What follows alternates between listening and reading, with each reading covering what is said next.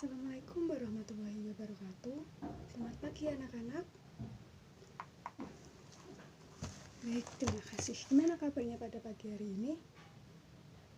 Wah, semangat sekali ya kalian pada pagi hari ini. Baiklah. Udah pada sarapan ya pastinya, kok pada semangat sekali gitu. Oh, hari pertama masuk ya. Pantas pada semangat. Pasti liburannya pada mengasihkan ya. Udah. Oke. Nanti pada cerita ya setelah ini. Sebelumnya kita berdoa dulu. Berdoa menurut agama dan keyakinan masing-masing. Berdoa mulai. Selesai. Oke, Ibu presensi terlebih dahulu ya. Danang hadir. Oke. Puci hadir. Mana Puci? Oh ya, hadir. Ini hadir semua ya. Padahal semangat sekali. Oh ya, tadi kan Ibu bilang katanya ada yang mau cerita ya di sini ya. Silahkan, ada siapa? Oh ya, bagus sekali. Jadi tadi kalian semua udah beberapa yang cerita tentang liburan kalian pada kemarin ya. Jadi kalian ada yang liburan ketemu keluarga, terus ada yang ke pantai, terus ada pula yang ikut beberapa komunitas gitu. Kalian liburannya pasti mengasihkan sekali ya. Kapan-kapan bisa ajak tuh Ibu gitu. Oh ya, sebenarnya dari tadi dari kalian liburan itu tuh dapat dikaitkan dengan materi pelajaran pada pagi hari ini. Materi pelajaran sosiologi. Oke. Pada pagi hari ini kita akan belajar mengenai kelompok sosial. Jadi, yang pertama kita akan belajar apa itu hakikat dari kelompok sosial. Selanjutnya, apa itu ciri dari kelompok sosial dan dari faktor pembentuk kelompok sosial. Hakikat dari kelompok sosial itu ada beberapa para ahli yang mengutarakan hakikat dari kelompok sosial itu sendiri. Nah, tapi di sini Ibu akan menyebutkan beberapa saja. Yang pertama yaitu Robert Camerton, di mana kelompok sosial merupakan sekumpulan orang yang saling berinteraksi dengan sesuai dengan pola yang sudah mapan gitu. Jadi kita di sini bisa menggarisbawahi sekelompok orang saling berinteraksi dan pola yang telah mapan. Oke, yang kedua ada Willahaki, di mana kelompok sosial merupakan kelompok masyarakat yang terdiri dari 2 orang atau lebih yang saling berinteraksi. Di sini kita tulis 2 orang atau lebih yang saling berinteraksi. Dan yang ketiga ada Max Iver dan Charles H. Cooley, di mana Max Iver dan Charles H. Cooley itu menyatakan bahwa kelompok sosial merupakan kesatuan manusia yang hidup bersama. Nah, dari beberapa pengertian para ahli ini ada beberapa poin-poin yang sama. Silahkan mungkin kalian ada yang bisa menyampaikan kesimpulan dari pengertian ini. Ada yang bisa?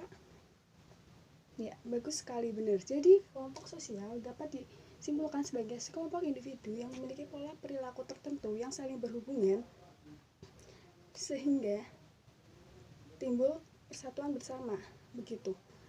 Lainnya kita lanjut ke ciri kelompok sosial. Ciri kelompok sosial ada beberapa. Yang pertama yaitu satu kesatuan yang nyata, dikenal, dan dibedakan atau memiliki ciri khas. Jadi suatu kelompok sosial itu harus satu kesatuan yang nyata, dapat dikenal. Tidak boleh semu gitu ya. Dan memiliki ciri khas. Kelompok sosial itu pasti memiliki ciri khas dari masing-masing kelompoknya, sehingga membedakan kelompoknya dengan kelompok lain. Yang kedua yaitu tiap anggota kelompok memiliki kepentingan yang sama. Kalau berbeda kepentingan, kelompoknya tidak akan bisa bersatu. Di situ akan terjadi konflik begitu. Yang ketiga yaitu memiliki struktur sosial, dan yang keempat memiliki peran yang beda. Atau karena struktur sosial itu baik formal atau informal, di situ akan menimbulkan peran serta status dari individu masing-masing begitu. Karena tanpa adanya struktur sosial tidak akan berjalan begitu. Yang keempat yaitu memiliki norma atau aturan. Norma atau aturan itu merupakan salah satu yang sangat penting bagi kehidupan bermasyarakat khusus. Nah, begitu pula pada kelompok sosial. Kelompok sosial harus ada norma. Tanpa adanya norma, kelompok itu tidak akan berjalan baik. Yang keempat yaitu anggotanya menyadari keberadaannya di dalam kelompok.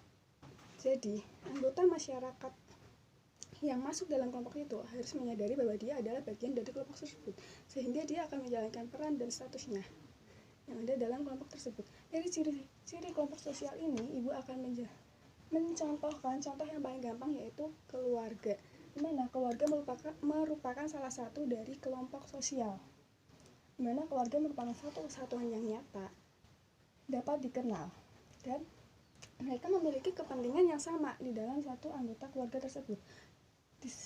Anggota keluarga di keluarga juga memiliki struktur sosial, di mana ayah sebagai kepala keluarga, ibu sebagai ibu rumah tangga, dan anak-anak sebagai anak.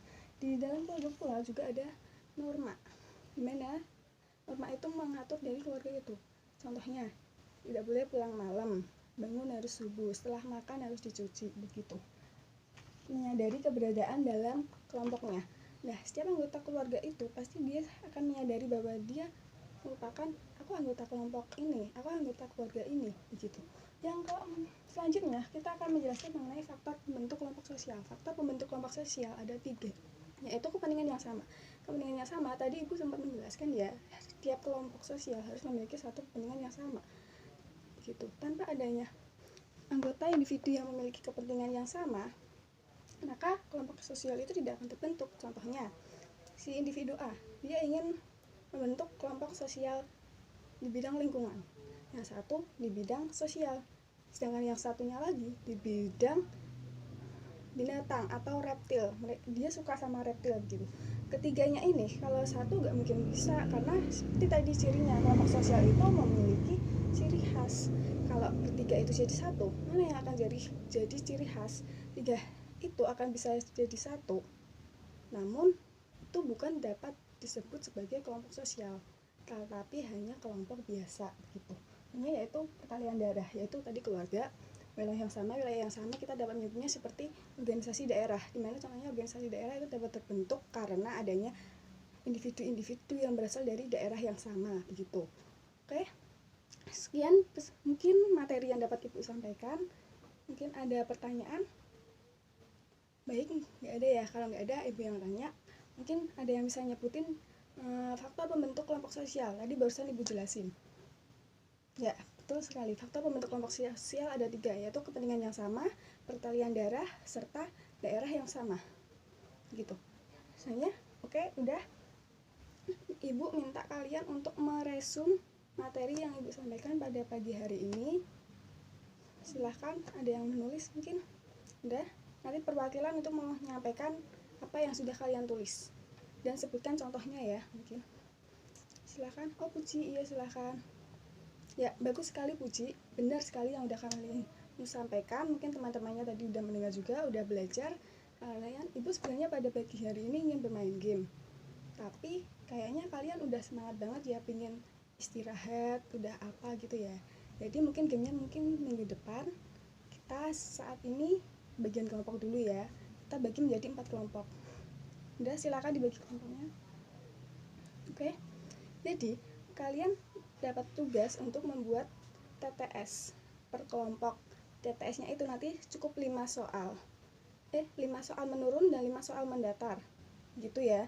Bikin semenarik mungkin dengan materi kelompok sosial, baik untuk minggu ini maupun minggu depan. Jadi kalian harus belajar dulu untuk materi minggu depan, gitu ya. Minggu depan kita akan belajar mengenai kelompok sosial, yaitu bentuk-bentuk dari kelompok sosial itu sendiri. Udah, selanjutnya mari. Udah paham semua? Ada pertanyaan? Gak ada? Baik, terima kasih. Mungkin sekian yang dapat ibu sampaikan. Terima kasih. Wassalamualaikum.